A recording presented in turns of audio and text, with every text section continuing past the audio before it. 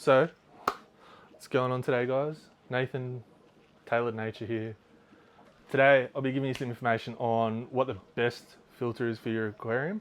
And we're starting off with probably the most cost-effective, the easiest, the least hassle. It's going to be the old classic sponge filter. Here's one I prepared earlier. Professional YouTuber in my first video. So, it's pretty simple. These things are near bulletproof, near indestructible. The only way you can break them is if you literally like throw it at the ground, throw the plastic parts at the ground. The air line goes in here. You will need an air pump, which are sold separately. They're usually 20 bucks for a single, or up to 120 in Australia anyway, for something that's going to run a rack.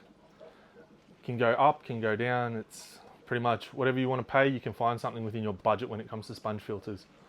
So the first question is going to be, is it the best thing? And the answer is kind of. It's kind of the best if you're working at scale. If you're not working at scale, there are things that sort of can be a bit easier, can be a bit better. Depends what you want to spend. Depends how you want to run your tank. I'm extremely lazy, and so I run sponge filters. Other filters can sort of annoy me a bit. Don't switch back on when the power comes on, although we don't have that issue that much where I'm from. Power goes off maybe once a year for half an hour. So main benefit of these is massive aeration, massive bio. They can take a big bio load. Would not even say the downsides of these, but The main thing is probably that they are the most unaesthetically pleasing filter there is. My girlfriend reminds me consistently when she sees them. She goes, that is the ugliest filter in this room. They can't be hidden like other filters can. They're perfect for your breeding racks where aesthetics don't really matter. But if you want a display tank, I'd probably steer away from these. But also, they're a pain to clean. They can be, if you don't know how to do it, which is usually a fish bag that I've got laying around everywhere. I just put it in, pull it out, so none of the stuff drops out into the tank and completely messes it up. Great for your smaller nanos. Great for shrimp. Shrimp love these things because it just creates more biofilm for them to chew on. My bristlenose, which are in this tank currently, along with some albino hecala and some Montezuma swords, which is a weird combo, and some longfin corypandas, which Aussie Reptiles is supposed to be taking, but I just have not caught them out. So the bristlenose love sort of sitting in these grooves here and just chilling. I've seen them go in here multiple times. Bristlenose aren't the sharpest tools in the shed anyway. But yeah, super simple to set up, super simple to clean, super simple pretty much everything. They're sort of idiot proof, unless you think this by itself is going to do the job. It's not. You need an air pump to pump the air in, to drag the water through it, to drag the water up. That's how you get flow in your tank with a sponge filter.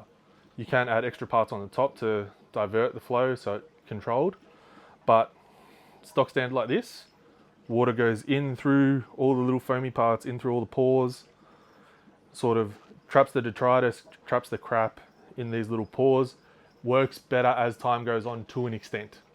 So the smaller pores will start to clog up, which means they'll catch a lot smaller particles. The bigger particles will usually block them up first, and within a week or two they sort of work the best. Once you get to like a few months, I've had these go for a lot longer than recommended without cleaning them. It's on me. I also have a fair bit of gruppy grass in here, which I did not notice till now. So anyway, water flows in, gets sucked up by the air, shoots out the top with the air. That's pretty the basic way that it works. Weighted on the bottom, so this part here is weighted.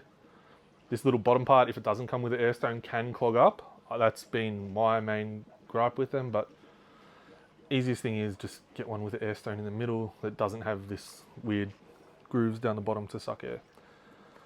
So way to set it up is usually they'll come in the box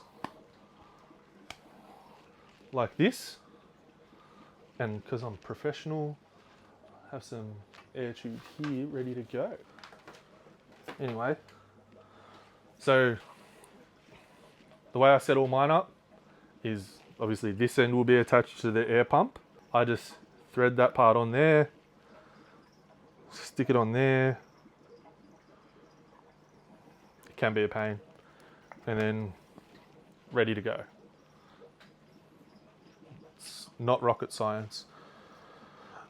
But they can, yeah, there's really no downside. These are tried and tested. They're the best for fish rooms, for anyone with more than sort of 2-3 tanks.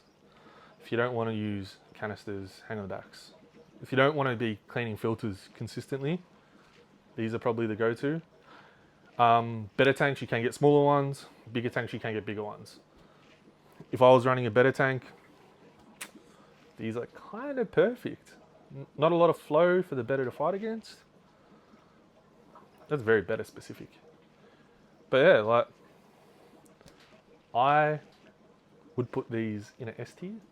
These are top of the top. They're cheap. They're pretty unbreakable. The only time I've had these clog up is when I've been extremely lazy and let them go for way too long, and they've got really compacted, really compacted with crap, and I just haven't been able to save them from washing them. So I just got a new sponge, replaced it. It's pretty easy. There is different porosities. This one's probably my favorite. I don't know what the porosity is. Where's the box? I don't know where I threw the box. Yeah. Not too fine, not too open. Pretty good at everything. As you can see, I've kind of overloaded this tank. These guys bred and I didn't expect them to, and I've just been lazy and haven't pulled them out. But the sponge filter's coping with the bioload pretty well. I'd love if my heckler would come up. They will, because I'll go like this, and they are trained sometimes, but apparently not tonight. Anyway, I'll be doing a few more filters. I'll be doing some basic fish. I'll be doing a few other things. And yeah, that's it. Sponge filters are good, if not great. Ooh, this is awkward. Jake, I don't get how you do this. And now I regret letting you pressure me into this. Or me telling you that this was an idea at all. So,